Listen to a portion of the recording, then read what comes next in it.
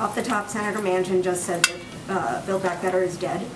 Was the White House aware that he felt this way, and what's the path forward for some of those Democratic priorities?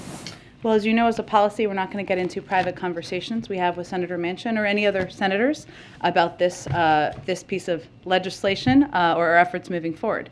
What I will note, and where there is strong support moving forward across the Democratic caucus, is on taking steps to lower costs for childcare, for health care, for elder care, on making sure that Medicare can negotiate the cost of prescription drugs, and ensuring the tax system is fair. Whatever you call that, there is strong support for that, strong passion for that, a lot of advocacy for that, and there are a lot of members having continued conversations about it.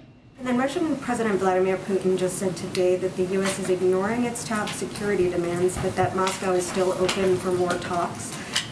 Is the U.S. open to more talks? If not, what is the step forward with respect to Russia? Absolutely, we are. The door to diplomacy remains open. We don't know what decision President Putin will make. While we've seen the buildup of troops on the border, our Secretary of State, Tony Blinken, just spoke this morning with Foreign Minister Lavrov, and he reiterated our commitment and openness to a diplomatic path forward.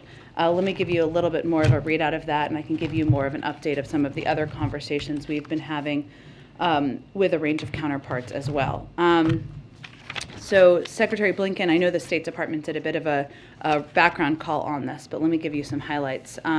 The Secretary emphasized the U.S. willingness bilaterally and together with allies and partners to continue a substantive exchange with Russia on mutual security concerns, which we intend to do in full coordination with our partners and allies.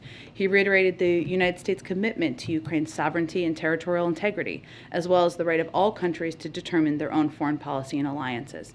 He also urged immediate Russian de-escalation and the withdrawal of troops and equipment from Ukraine's borders, and was clear that further invasion of Ukraine would be met with swift and severe consequences, and urged Russia to pursue a diplomatic path. Our National Security Advisor, Jake Sullivan, also met with his German counterpart today as part of our regular consultations with our allies and partners. But certainly the door to diplomacy remains open. As we've said many times, de-escalation will of course make that diplomatic path easier moving forward. And then one more on HHS. Last week there was a GAO report warning that HHS may not be prepared for a future pandemic and that it had fallen short in a number of ways.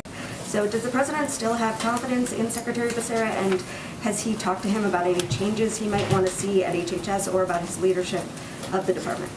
Well, you know how we feel about anonymous sources around here. There were some experts that are publicly criticizing the way HHS has from within the government, I'm referring to.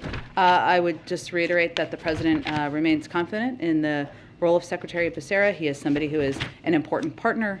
He has been leading a range of efforts from the Department of Homeland Security, from the Department of Health and Human Services, and we have strong partnerships from the very top down with HHS. We're less focused on, not at all focused, I should say, on palace intrigue as much as we are on vaccinating more Americans, fighting the Omicron surge, expanding testing capacity, and getting more therapeutics out to the American people. And that's how we believe we and the leadership of the cabinet will be judged.